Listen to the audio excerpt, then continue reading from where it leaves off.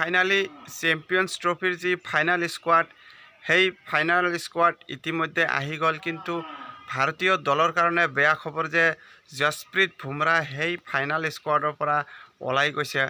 সকলোৱে জানো যে জসপ্ৰীত বুমৰাহ হ'ল ভাৰতীয় দলৰ পেচ বলিং এটেকৰ যি মূল স্তম্ভ, সেই মূল স্তম্ভই ICC টুৰ্ণামেণ্টৰ দৰে চেম্পিয়ন্স ট্ৰফিত বুমৰাহক সঁচাকৈ ভাৰতীয় দলে মিছ কৰিব আৰু বুমৰাহৰ যি সেই কোটা কোনেও পূৰণ কৰিব নোৱাৰে সেয়া সকলোৱে জানে। বুমৰাহৰ বিষয়ে আলোচনা কৰাৰ পূৰ্বে আমি প্ৰথমতে স্কোৱাড চাই লওঁ কোন কোন আছে। ওপেনাৰ হিচাপে ৰোহিত শৰ্মা আৰু শুভমান গিল আছে, বিৰাট কোহলি, শ্ৰেয়স আয়াৰ, KL ৰাহুল, ঋষভ পন্ত, হাৰ্দিক পাণ্ডিয়া, ৰবীন্দ্ৰ জাদেজা, অক্ষৰ পেটেল, ৱাশ্বিংটন সুন্দৰ, বৰুণ চক্ৰৱৰ্তী, কুলদীপ যাদৱ। পেচ বলিং লাইনআপত হৰ্ষিত ৰাণা, মহম্মদ শামী আৰু অৰ্শদীপ সিং। আৰু নন ট্ৰেভেলিং হিচাপে যশস্বী জয়সৱাল থাকিব আৰু মহম্মদ সিৰাজকো ৰখা হৈছে আৰু শিৱম ডুবে। এইকেইগৰাকী খেলুৱৈ, বিশেষকৈ যদি কোনোবা খেলুৱৈয়ে আঘাতপ্ৰাপ্ত হয় তেনে ক্ষেত্ৰত যিকোনো এজনে দলৰ পৰা সেই কলিং আহিব পাৰে আৰু যিকোনো মুহূৰ্তত তেখেতসকলৰ সাজু হৈ থাকিব। যদি আলোচনা কৰা হয় এই টুৰ্ণামেণ্টত ভাৰতীয় দলে পূৰ্বতকৈ দেখা গৈছে যে স্পিন বিভাগত অতি শক্তিশালী কৰি তুলিছে আৰু যশস্বী জয়সৱালক পৰিৱৰ্তন কৰি বৰুণ চক্ৰৱৰ্তীক স্থান দিয়া দেখা গৈছে।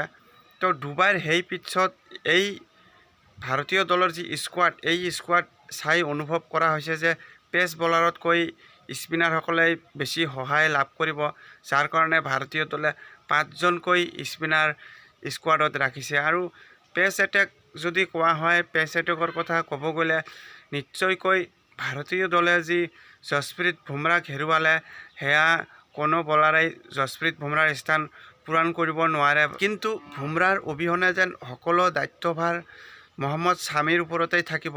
কিন্তু শামী ইঞ্জুৰিৰ পৰা উভতি আহি ভাল খেলিছে যদিও নিজৰ প্ৰদৰ্শনেৰে ইমান আশা জগাই তুলিব পৰা নাই যদিও অন্তিম মেচখনত শামী আৰু ভাল প্ৰদৰ্শন কৰি এই বিগ টুৰ্ণামেণ্টৰ পূৰ্বৰ লয়লৈ ঘূৰি আহক। আৰু হৰ্ষিত ৰাণাও যিহেতু প্ৰথম মেচখনত ডেবু কৰিব পাইছিল যদিও পুনৰ এবাৰ চেম্পিয়ন্স ট্ৰফিৰ পূৰ্বে হৰ্ষিত ৰাণাক প্লেইং 11ত আহি মেনেজমেণ্টে হৰ্ষিত ৰাণাৰো কিছু মনোবল বঢ়াই আনিব লাগিব, কিয়নো চেম্পিয়ন্স ট্ৰফিৰ পূৰ্বে কোনো এজন খেলুৱৈ যদি কিছু মেচ খেলাৰ যি অভিজ্ঞতা সেই অভিজ্ঞতা নাথাকে তেনেহ'লে চেম্পিয়ন্স ট্ৰফিত এই খেলুৱৈসকলে যে নাৰ্ভাছৰ সন্মুখীন হ'ব সেয়া একেবাৰে সত্য কথা।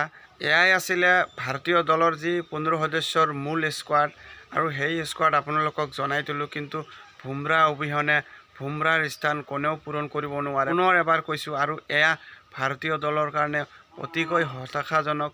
তো আশা কৰিম আমি ভাৰতীয় মেনেজমেণ্টে যি 15 সদস্যৰ স্কোৱাড ঘোষণা কৰিছে এই স্কোৱাডৰ পৰা জসপ্ৰীত বুমৰাহৰ স্থান বাকী খেলুৱৈসকলে যাতে পূৰণ কৰে, হৰ্ষিত ৰাণাই হওক, অৰ্শদীপ সিঙে হওক বা মহম্মদ শামীয়ে হওক।